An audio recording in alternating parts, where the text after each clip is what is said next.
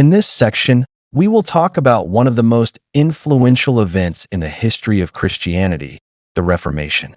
During the period when the Ottoman Turks ruled Jerusalem, the Christian world in the West was experiencing dramatic and sweeping changes. In the year 1517, an event took place that shocked all of Europe. A German monk and theologian, risking trial and even execution, openly criticized the corruption within the Roman Catholic Church. He condemned the Church for deceiving believers and exploiting them under the name of religion. At that time, Europe had just emerged from the long darkness of the Middle Ages. Discontent toward the Church had been accumulating among ordinary people for centuries.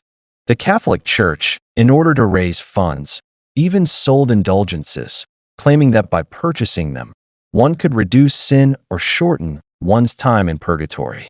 There was even a slogan saying, "As soon as the coin rings in the coffer, the soul springs up to heaven." Such practices shocked many and outraged the monk.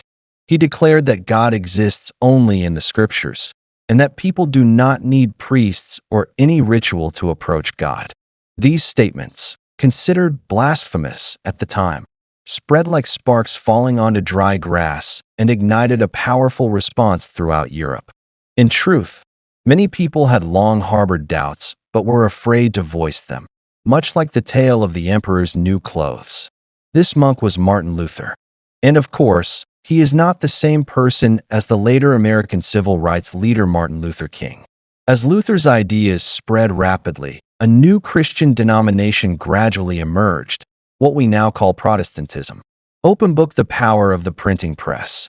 The Reformation spread so quickly thanks to Gutenberg's invention of the printing press.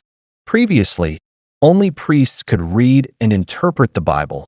Ordinary people had no access to the original text.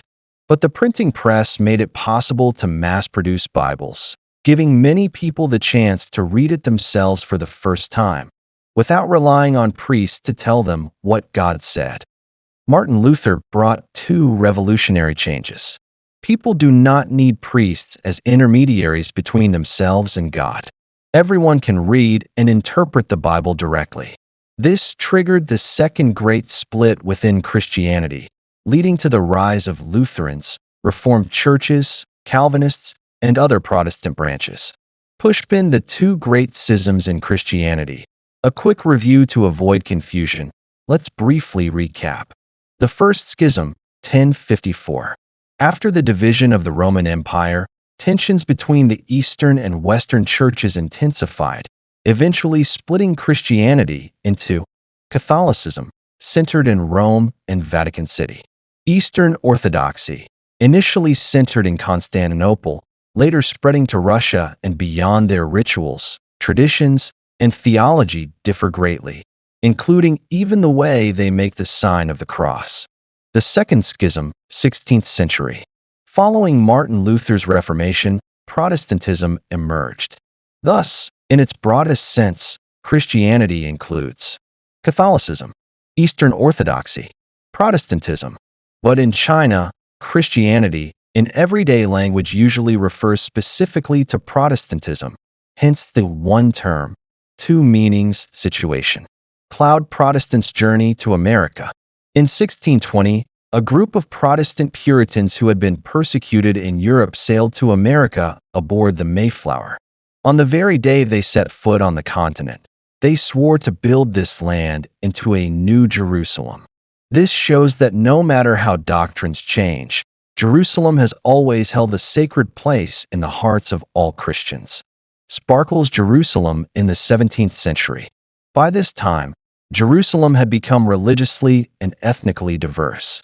Christians were divided into Catholic, Orthodox, and Protestant groups. The Ottoman Empire ruled the land under Islam. Arabs and Jews also lived there. Although conflicts occurred from time to time, large-scale wars were relatively rare.